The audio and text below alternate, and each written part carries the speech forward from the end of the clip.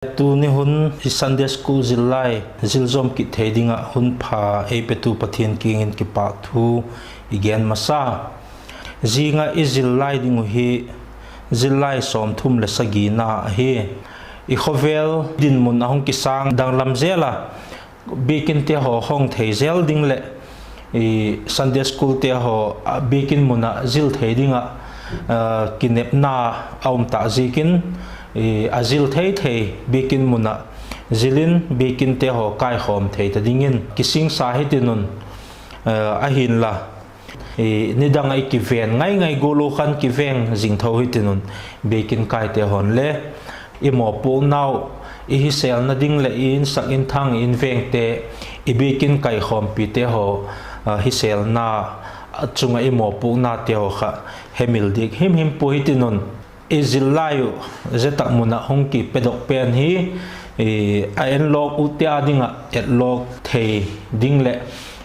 bikin kailem chang nai lo yum kha kai le la phat chom pi thei dingu hongki gongal hi ho tu te nei gongal pi koi ti kha al he hitenun tu ni huna izilayu hi zilai som thum le sagina vai hom tu te thu oi apoi modan ti hi izilayo hin thupi chum ahong ki hendi malele a khai khom tu thupi zezo si lom khatong khai khom thei tu chu thu oina I chunga mi te chunga thu oina gam vai hom tu te chunga thu oina I ho tu te chunga thu oina thu mat na ti hi a hi maya direct takin thu gen tu hin gen lo le a thu zika pathi again no pen hung ki lang dok thei chu je kha hi deu pena isim dingu hi thu gen tu bung ge chang khatapat chang ku sung hi a hi I chang vop diwa hi le chang lina lal thu chu a hatin thil hi thei tak le a hi kun akinga bangahem la bol chu tingam dinga hem ti ai athupi lom hen khatna hi chang khatna kha hi mipil gol ku ahem thil hil chin dan he thei pilna chun amai chu a hi wakin alung tai lo na mel chun ahun hidang lam tai ati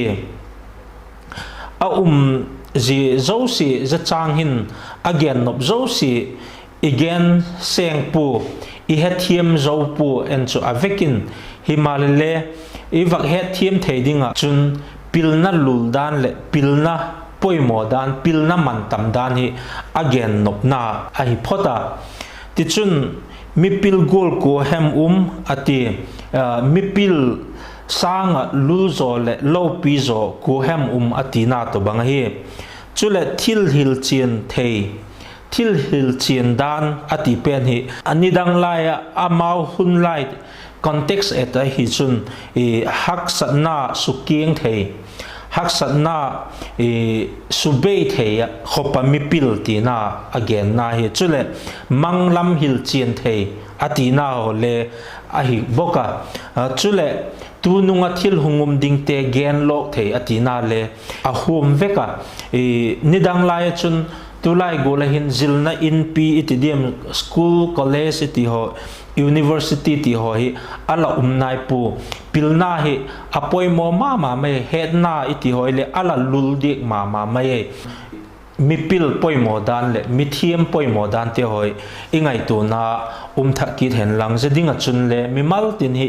kising sain mi maltin hi pilna ngai sang thakitin zilna le het na le thim na te ho hi ima modan hi gel do thakit le hin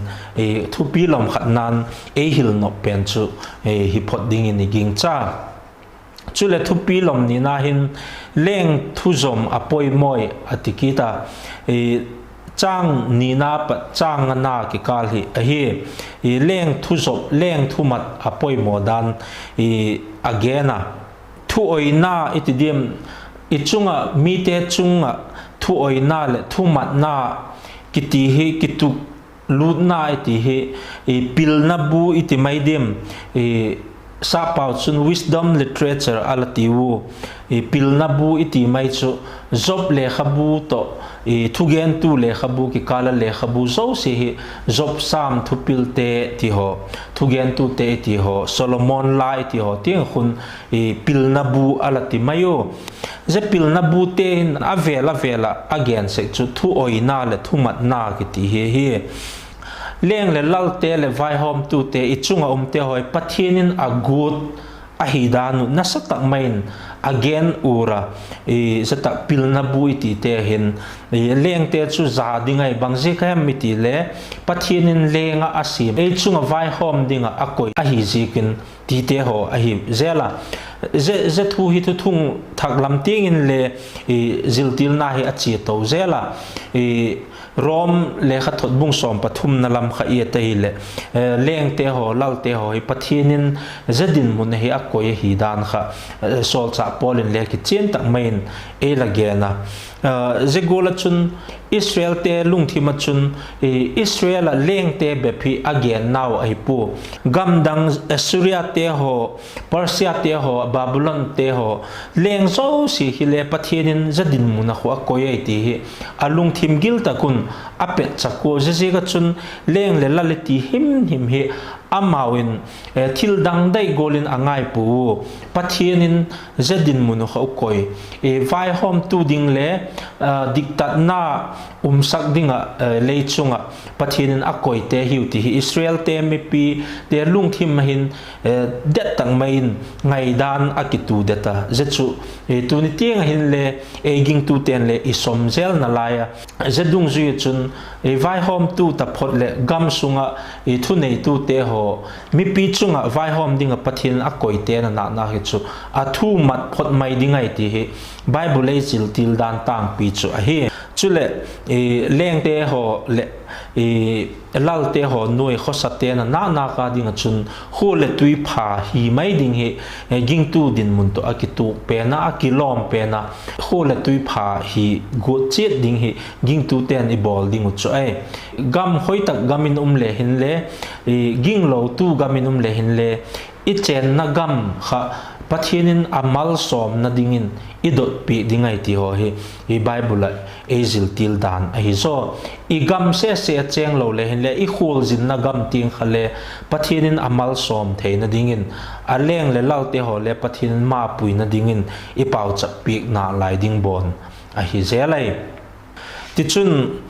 leng te chunga I mo pu na I gam vai hom tu te chunga I mo pu na le pathin anga I mo pu na he ging tu ten kitchen ta mai I het zel diu adoyum mama mai thupi lom thumna lut ki thitinun thil zo sin hun le bi anei ti he chang gup na pat chang ku na ki kala pat hong ki ladok a he mi pite ho hi lengin ei vai hom khum dan lungoi dinga hi dan kha ei gen na samama maya chang ni na pat chang na khan leng anga I thu tiam chu pathin anga I thu tiam gola ngai mai dingai supitin te dingai alati a hin chang ku ka pat chang ku ki kal khai hung tunga hi le leng te hoi le amau chunga tho na lai pakhat chu pathin nei atina ong hi peka hin na le thina chung hin thua nei him pu chule mi hing thagau chunga thua nei him pu ti kita vai hom tu te le lal te hoi le pathin noya pathin vai hom na noya tho hin lai ati nop na hi maya jeho chun pathin hi alal pen le lo pi pen bangkim chunga thu nei pen hi dan again nop na kha a hi tigola chun leng te ho le thu nei ma hi ma le le kido te ki kal khan chamna avasim kom jing thei pu ti te ho khan te hin thu hongena pathin pilna te ho leng te ho pi he thim na te ho to tigola khan agam sungo vai hom theina kha pathina pat hong ki pan ve kai ti kha again no ai mai dingin iging cha tuni huna izil layu lom thu ma hong ki hen laka izil do theyu chu lom khat na khan mi pil te ho lu zele pil na poi mo dan ti a hi chule apani na khan leng te le lal te thu oi le thu mat apoi modan ti kita leng te lo pi dan le leng te thu nei na ho ahung ge na chuna tom na pe na chun thil zo sin hun le pi a nei wi ti hi leng le lau te ho hin le a hun bi a kin nei u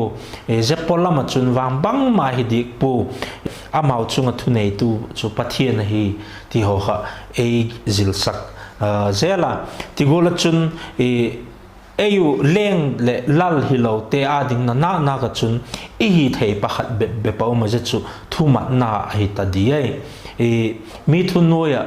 dan kha ithiam zelai le mi lo pi ki hi mai mi pil ki hi mai mi pil te dan chu vai hom te nuin akitulu thiamui a hun takin a theiwi ti kha pilna luldan te ho khato hong ki zui zel a hi zekin ti chun tu ni zilai chu zating kha hi kit photta gen khom ding hi pakhat na chun gampui tu te chun pathian doidan kalin vai hom ta leo athu u oizel thoding a hidim ti a he panina chun midang te chunga si theina khopa kisuk lal phat lodan gen khom hitiu ti ai kita jete ho hi bikina gen khom thei te hon gen khom mitin gen khom thei lo ten le lung thima ingai tu zui sel theiu a hi i phat chum pi diu kin cha ka oma khaile ti gola chun tu ni huna izil lai et lok theidan alahi phothen langlal pan yum na mun che tun i bible chang zil te ho i chan che twa din emal som pe hen la